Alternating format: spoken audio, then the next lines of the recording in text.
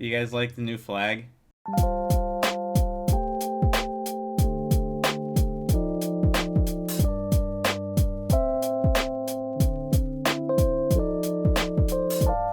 What's up, y'all? It's Trey from Half Street High Heat bringing you a brand new video today. We are nearing the end of the hellish month of January, and we are almost getting somewhat close to baseball. This just means that it's hot take season, baby, and we asked you guys on our Twitter for some hot takes, and now I'm going to sit here and react to some of them. And the first one here is from your boy. K-Bear Ruiz will make the All-Star team. This is definitely a hot take. It's not lava hot, but it's hot. I mean, Ruiz was good in some areas last season, but the bat really wasn't there yet. This would assume that his bat comes along strong at the start of the season, because the defense is solid, and that's something that should stick around. So, and there was other people, by the way, that had similar takes about Ruiz. I think I even saw somebody say that he would start the All-Star game. So there you go. You're getting a little more lava hot with starting the All-Star game.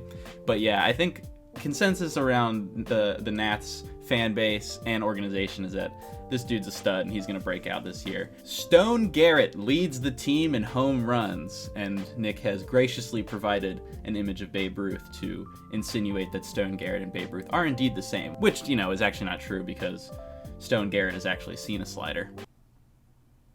We extend one of our young guys. Wouldn't that be nice? Wouldn't that be fun? Wouldn't it be nice to be like the Braves, who have all these guys and they're just gonna have them for like 7 years and they're all fun and cool? I'll tell you what, B, you got a pretty hot take here, because with the ownership situation the way it is right now, I can't see this happening next season unless that gets resolved either by a sale or them pulling the sale altogether like the Angels just did the other day. If we were to explore an extension for a younger player, I would personally be in the CJ Abrams camp. Also love Ruiz, but the catcher position, longevity just tends to not last there just because it's a physically demanding position. So I would pick CJ, because I'm sure if you watched at the end of last season, you can see it. You can see the path to this kid being an absolute superstar in this league. So that would be the guy that I would pick. Victor Robles hits 10 plus home runs this season. It's sad that this is actually a super hot take. I mean, he just hasn't hit anything. But yeah, 10 homers, not seeing that one. That's a pretty hot take. So Evan, like me, is on the K-Bear breakout train. But he also left one for general MLB, which is Corbin Burnes wins the Cy Young, which isn't that hot of a take. He's still a really good pitcher and a previous Cy Young winner. But I like this part. KC finishes third in the Central and not behind Minnesota. So we're looking at Twins bust here and KC's young core establishing themselves earlier than people anticipate. And I actually do see a path here for the Royals to be good. It's just going to really depend on their young pitching, because that's definitely their weakness, is their pitching, especially starting. Their bullpen, it's not the worst. But in terms of young position players, there's a lot of fun guys here. It's just going to be dependent on how well they play together this season. But I like that. I like that one, Evan. That's a good, solid, I like the thinking there. They win 60 games.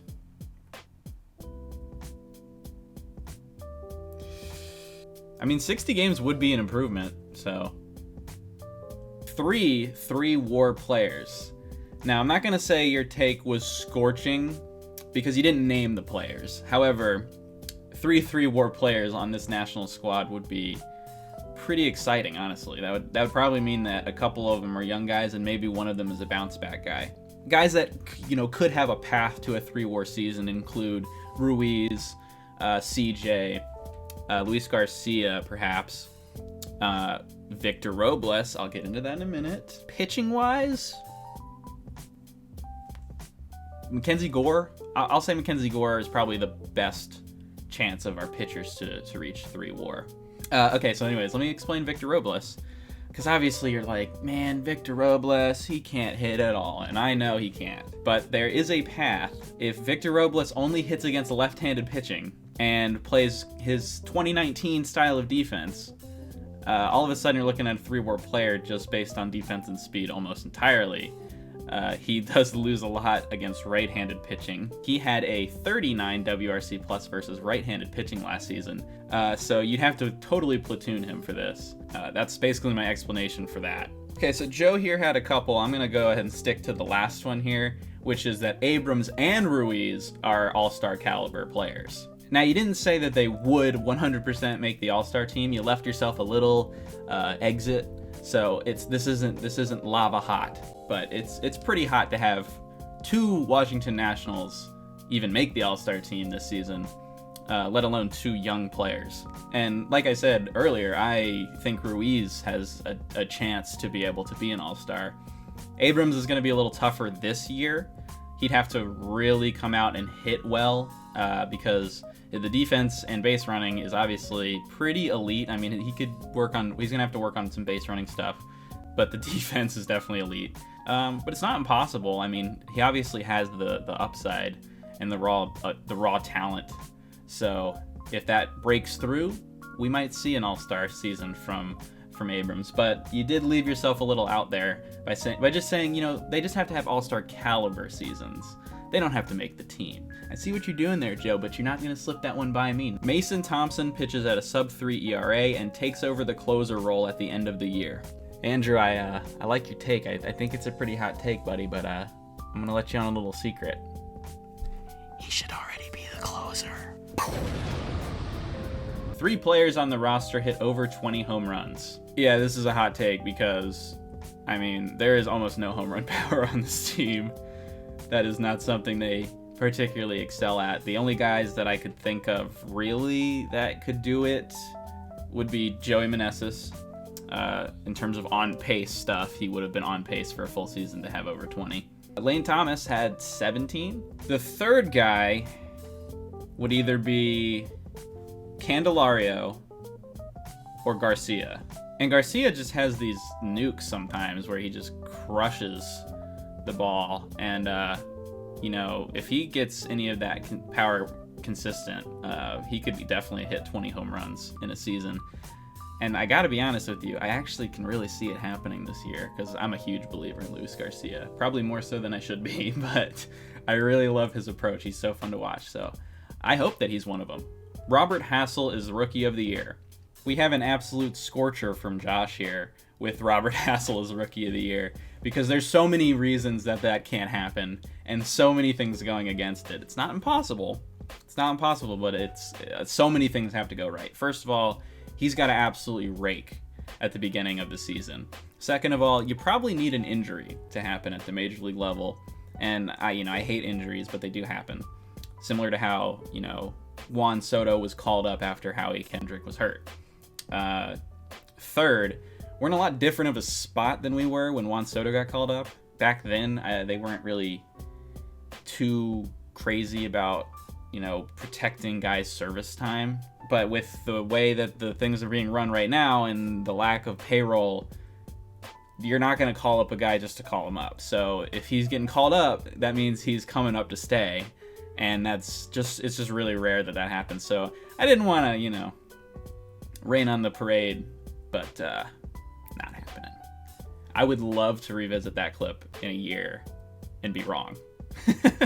Joey Meneses will win NL MVP. Oh my god. It's so hot. Yeah, it's technically not impossible, I guess. But if Joey Meneses wins the MVP, I'll eat a sock. A full sock, an entire sock right here on camera if he wins MVP.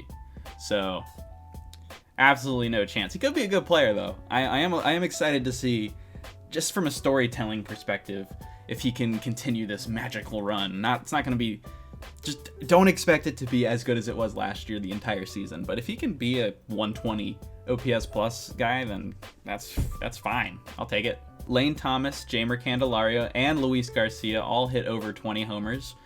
So this kind of goes back to the other question. So who did I say?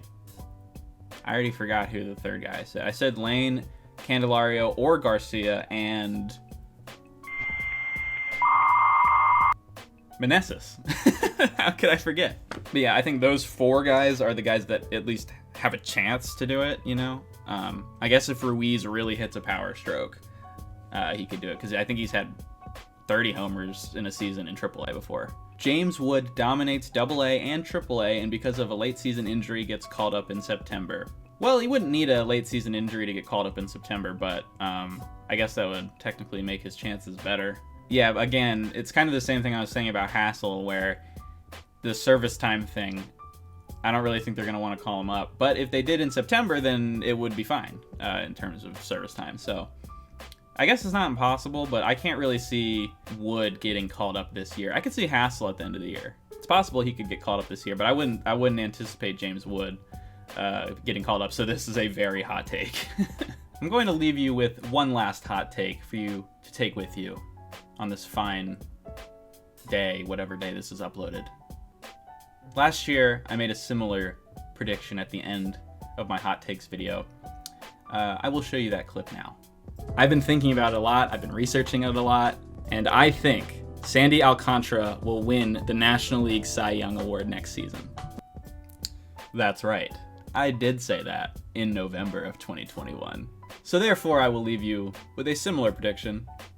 Julio Rodriguez will win the AL MVP award. It's not that it's that outlandish to say that Julio Rodriguez is a great player, but when you look at the American League landscape, there's some other guys. I don't know if you know, there's some other guys that might be slightly ahead of him currently, so I would say it's a hot enough take. I also might be placing a bet on that. But anyways, appreciate you guys watching and interacting on Twitter with us. I love doing these ones where I kind of read your replies and get different perspectives from different Nats fans or MLB fans. So definitely always be on the lookout for those when we post them. And yeah, if you reply to a post, you might end up in a video next time. So anyways, I will see you guys in the next video. Peace.